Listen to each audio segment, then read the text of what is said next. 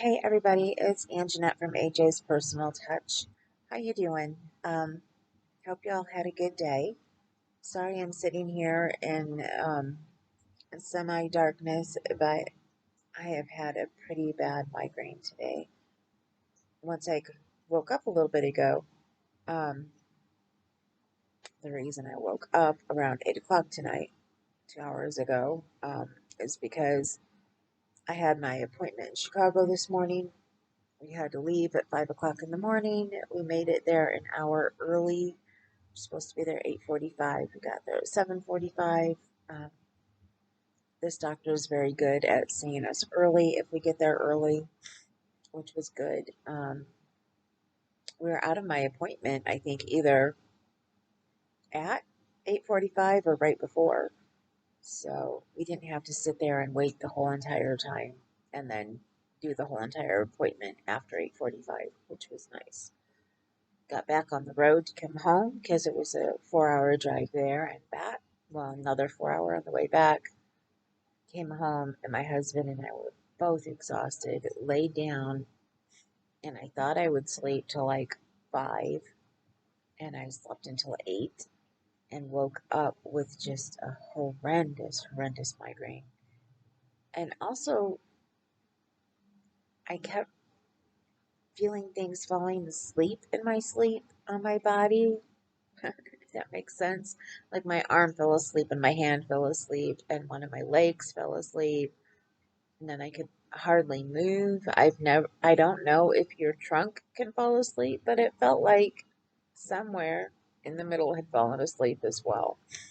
So very strange feeling. And yeah, I see my doctor at the South Bend Orthopedics tomorrow, so I will have to remember to ask him about that because I know that legs can, and now that I found out that I had neuropathy, they do. They fall asleep in weird places. If I'm sitting in a seat that is just strange for me to sit in, they start to fall asleep. They fell asleep in the car today. I had to keep changing positions in the seat, and but waking up with my arm asleep, I don't think that's happened to me ever. I mean, I know my arm has fallen asleep on me before, but I don't think while I'm sleeping. So I think this one may have before I had the surgery on my elbow that I had. I'm starting to wonder if I'm having some of those same issues on this one. I really don't want to have to go through surgery again for that, but if I would have to, I would have to. It's just showing small signs here and there. Um, anyway, that's what was going on with me today.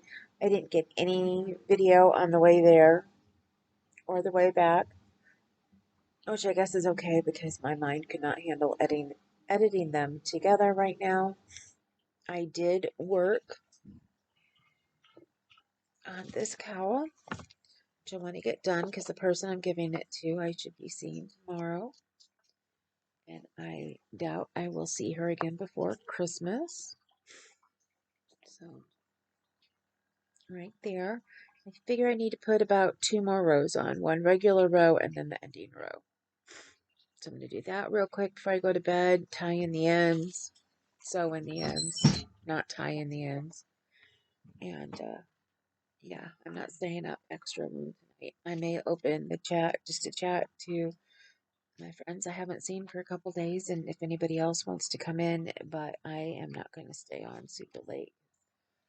I am still exhausted, and I have physical therapy in the morning, and then I have my appointment at the orthopedics. I did get one order today. Thank you very much for the person who ordered on stitch markers, and I will be getting that together tomorrow. And I also want to then, since I'm going to be over with my jewelry stuff, maybe work on getting actually not maybe. I need to work on getting the my custom order that I have done. Um, one needs to be out before Christmas. The other one, I think she wants me to wait until after, but I need to make sure on that. So, and with all of that said, I am going to get off of here so I can finish this. Just a really short Vlogmas catch up day. Um, Again, I know I don't do as much as everybody else does for Vlogmas, but I figured I would try to get on when I can. I really want to get another couple chapters in Anna Karenina done, so hopefully I will do that soon. And for those of you who haven't been following along, feel free to go and start Anna Karenina from the beginning. It's a book that you've always wanted to read. Hopefully, I didn't mess it up too much in my reading, but if you don't have time to, sit and read it yourself, because it's a very, very big book, um, start from the beginning and listen. I know I stumble over a lot of the names, um, and it's really difficult because in his writing, and I don't know if it's how the writing of the Times is, he writes out their full names. Every time you say a name, you have to say their whole names. And I get the first name pretty well. It's the last name that I stumble on. Um, and then sometimes he calls them by a completely different name, and it's like, okay, who are you talking about? And it's like, oh, he's talking about the same person. And then sometimes he uses their nickname. So it's like, okay, can you just use the first name since everybody has a different first name and stop like using their whole entire name?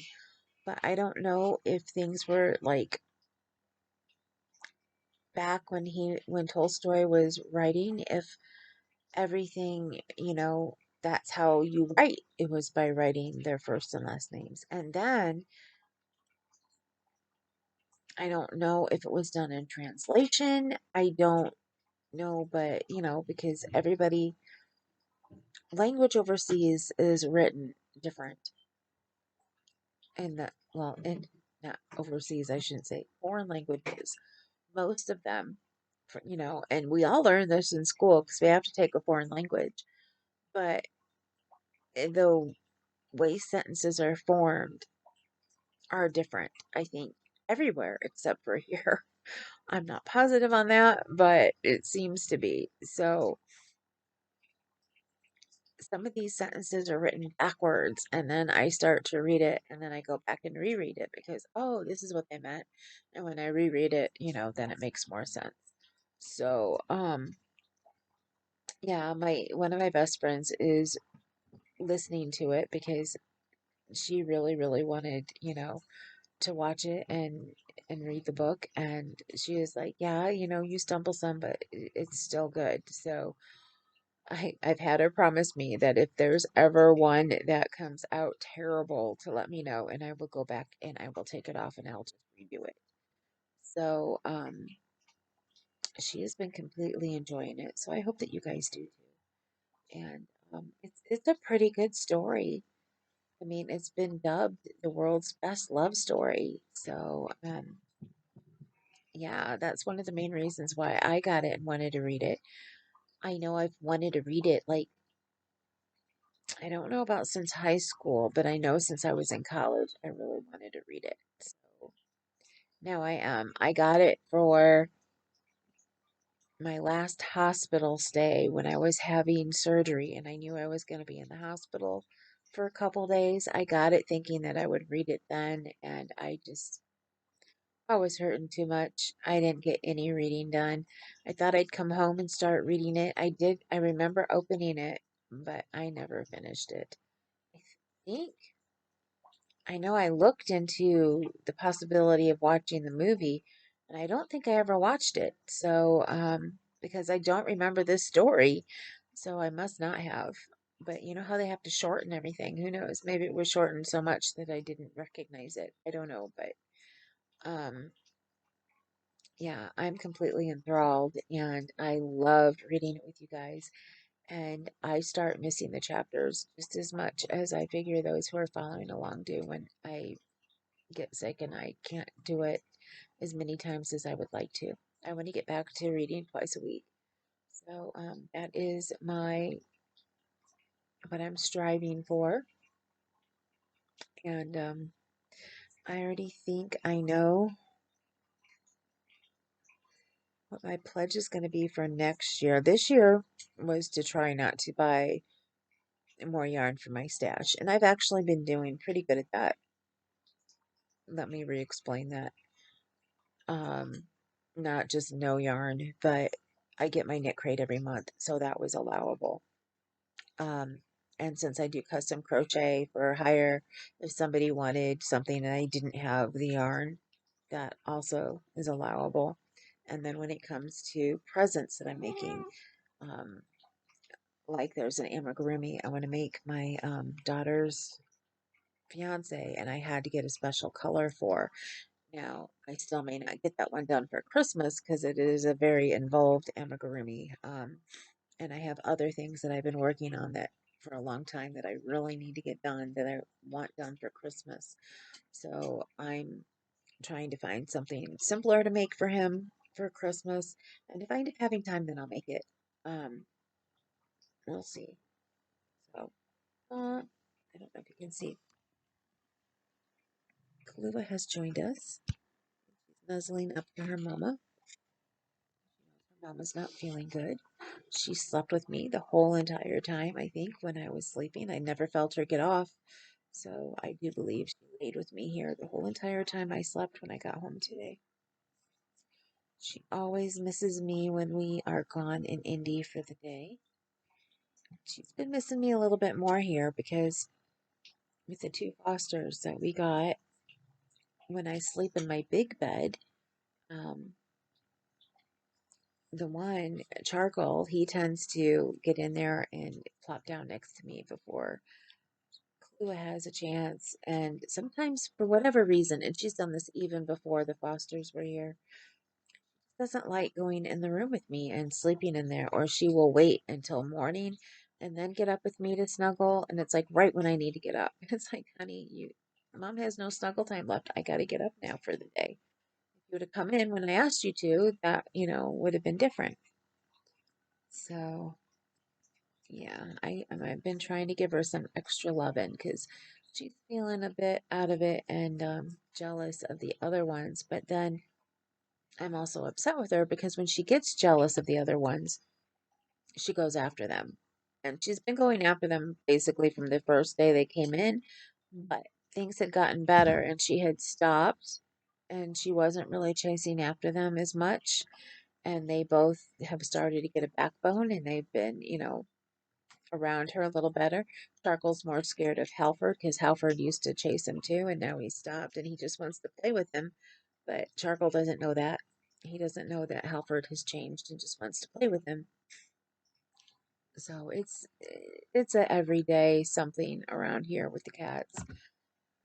But she has gone from getting along with them for only a couple days. It only lasted like maybe 2, 3 days to going back and chasing them and being mean again and really trying to figure out what to do. We used to, before Charcoal came in the house, we used to put her in my room on a timeout, and that seemed to be working.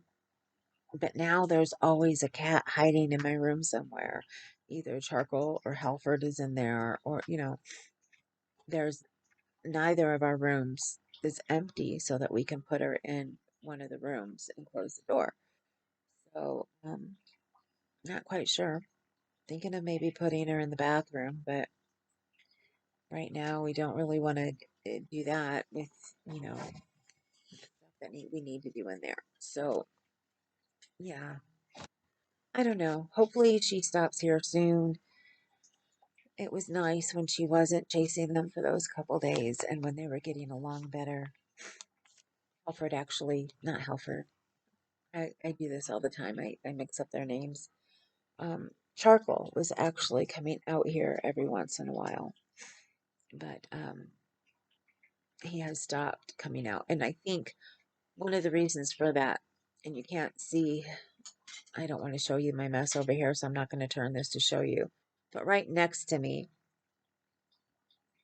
there is a table, like a desk, um, a laptop desk, just a small one, and we lost the wheel off of it. So right now it is permanently next to the coffee table, and that leaves me just a little bit of space in here. So I'm starting to feel some days I'm feeling claustrophobic, and I have to move and go over and work on jewelry or something because I'm feeling closed in here. And with my whips here that I've been working on that I need to work on for Christmas, they're piled up from the floor in one spot next to me where I'm used to being able to put them around the corner where the desk is. And I'm kind of in this little alcove, especially when I have my computer open and I'm using it. So he will come out and he'll go up to like where my husband's chair is or where I work on jewelry over on the um, love seat. But he won't come around to here because I think he feels boxed in. And he was coming out a little bit, and then my husband brought him over here to me twice. Now, when he gets over here, he will stay with me. Once I calm him down and I pet him and I calm him down, he will stay with me for hours. Because the one night he stayed over here with me for literally, I don't know, 4 or 5 hours. But the thing is, then I can't get any crocheting done because he wants to be right here.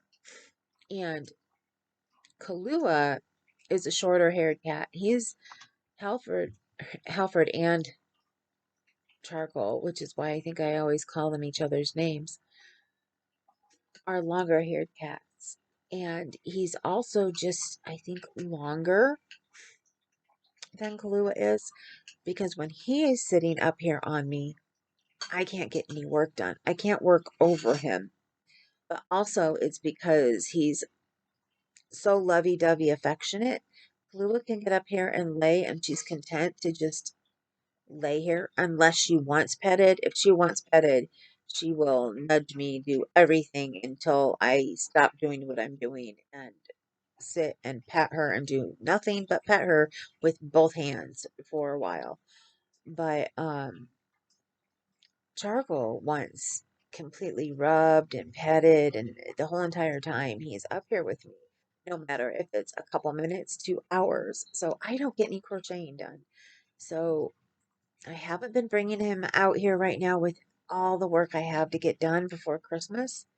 But hopefully, after the new year, I'll be able to spend a little bit more time, bring him out here a little bit more, introduce him around a little bit more, and get the two older cats to just leave him alone. Again, like I said, Halford, I don't think he's trying to be mean to him anymore. He's just wanting to play with him. And he's actually been looking rather sad the last couple days, so we're not quite sure what's going on. And maybe he's sad because he can't play with Charcoal. I don't know, but he's been trying to get close to him, and every time he does, now Charcoal hisses back at him, and it's and he runs off. So if we could just get him to sit and stay with him. And I did try that yesterday. They were both on my husband's bed. I was in there. I was petting Charcoal. Halford came up and he kept inching up and getting closer and getting closer. But as soon as Charcoal realized what he was doing, boom, he was gone and jumped down. I did try to hold him a little bit, but when he gets too antsy, I don't want to have him mistrust me. So I go ahead and let him go, even though I know if he would just stay there for a little bit, he would see that all Halford wants is to be friends. So I don't know. One of these days, we may just have to keep him there, put him up with each other. Locking them in the same bedroom doesn't work because Charcoal will find his own corner to go into and to stay away from Halford. So yeah, I'm not sure. We got to do something though to get those two together. And he's not scared of Kahlua. Charcoal just walks by Kahlua and says, "Oh well." And and when I'm in the bedroom sleeping, he'll get up and lay wherever he wants to. And if she wants up there, he's like, "Well, I got here first." And then she'll move and she'll lay by my feet or somewhere else. But yeah, she's just been, I think, actually, I'm pretty sure I know what's upset her is that the couple nights she didn't come in there, Little Bit did and laid with me. And it was just me and Little Bit because Charcoal wasn't in there. And I pet her and she purred and she was so happy to have some mama time. And I think that's why Kalua got upset because she can smell her all over me. And then she started going after her again. So we need to get her to stop that. And we've got the spray bottle out, been spraying her, and nothing seems to be working with her right now. So if anybody has any advice at all that has worked for you, if you've had this situation, please let me know. I would greatly appreciate it. And with that, I am out of here. Remember, you matter. If you need me, send me an email and I will get back to you. And remember, you're beautiful, gorgeous, handsome, and I love every one of you. I will talk to you later. Later.